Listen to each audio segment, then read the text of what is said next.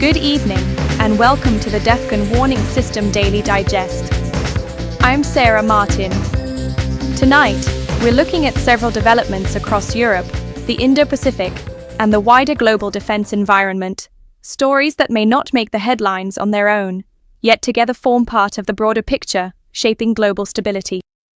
These are trendline indicators, the early signals that may eventually influence the updates you hear in our more urgent weekly briefings. Let's begin. We start in Eastern Europe, where the Netherlands has deployed a significant defensive package to Poland as part of NATO's framework for assisting Ukraine. Dutch forces have now begun securing a major logistics hub used to channel Allied equipment into Ukraine. This includes 2 Patriot air defense systems, a NASAMS battery, counter-drone capabilities, and around 300 personnel. This mission is expected to run until June 2026. Why does this matter?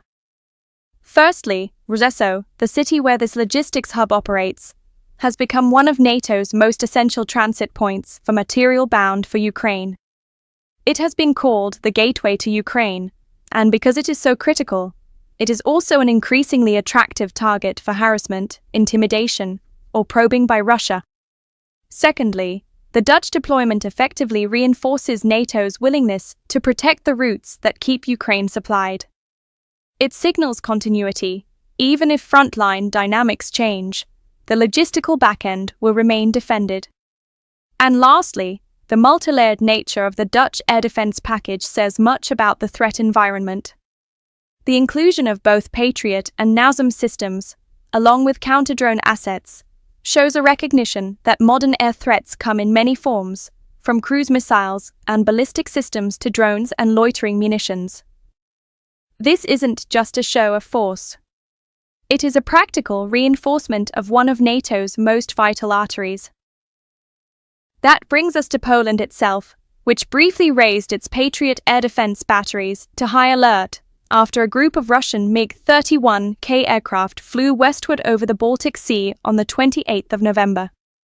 These aircraft remained in Russian airspace, but the MiG-31K is capable of carrying the Kh-47M2 Kinshal, a hypersonic ballistic missile designed to strike high-value targets at long range.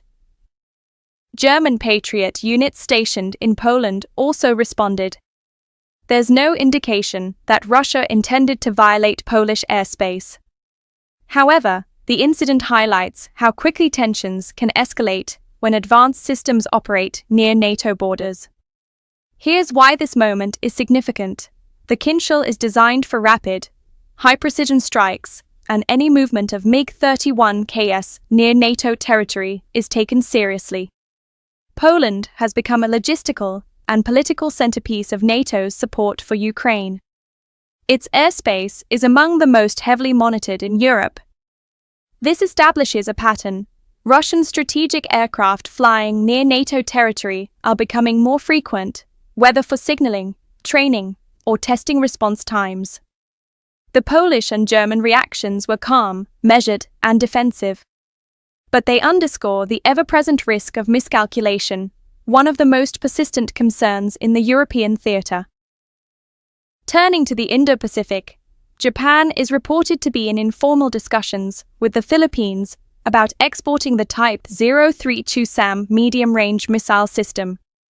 If confirmed, this would mark the first overseas sale of the Type 03, a critical component of Japan's own air defense architecture. More notably, it would represent a break from Japan's long-standing restrictions on exporting lethal weapons systems. According to reports out of Japan, the Takaichi administration may be preparing to relax these rules in the first half of next year, potentially opening the door for formal studies and eventual approval.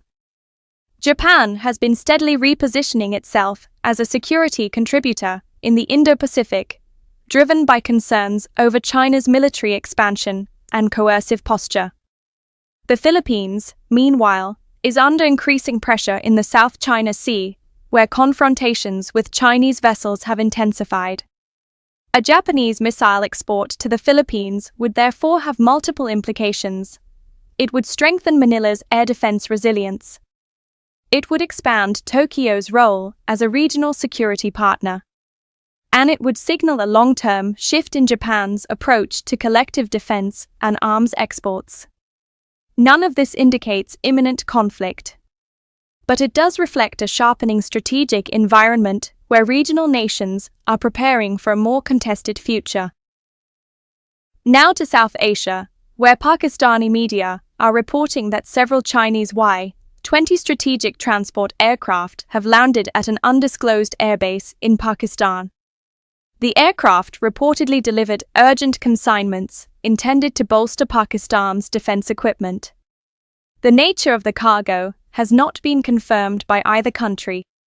However, local speculation includes components for long-range missile or air defense systems. Here, it's important to emphasize what we don't know. There has been no official acknowledgement from Beijing or Islamabad, no details of what was delivered, and no confirmation of the destination base.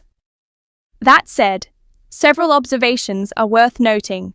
China and Pakistan maintain one of the closest defense partnerships in Asia.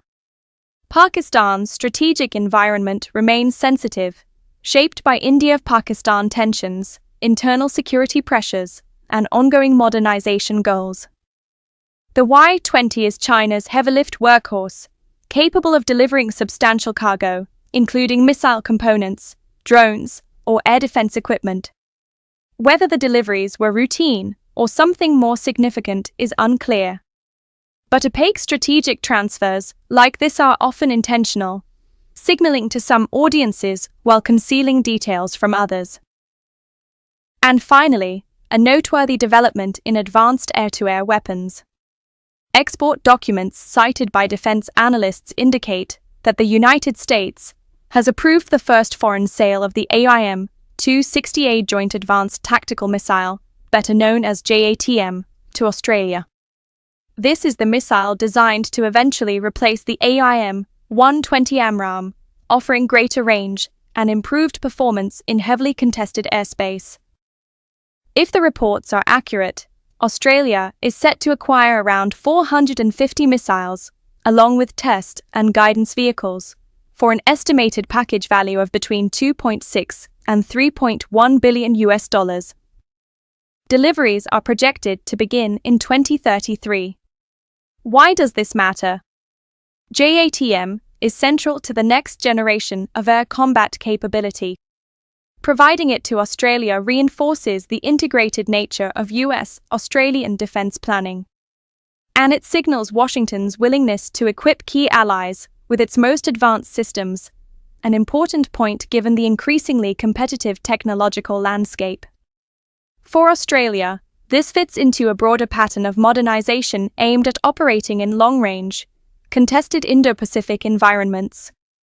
It is a long lead-time project, but one with long-term implications. These developments, from Poland to the Pacific, aren't individually decisive, but together they form part of the shifting global picture. As always, the DEFCON warning system will continue to monitor the underlying trends that influence global stability and strategic risk. Since 1984, the DEFCON warning system has monitored and analyzed the global nuclear threat. Stay informed, subscribe to our channel for the latest alerts and briefings. You can read our full articles at defconwarningsystem.com and join the discussion with staff and the public at community.defconwarningsystem.com. Thank you for joining me for this edition of the Daily Digest. I am Sarah Martin. As always, be informed, be prepared, be safe, and we'll see you next time. This is the DEFCON warning system.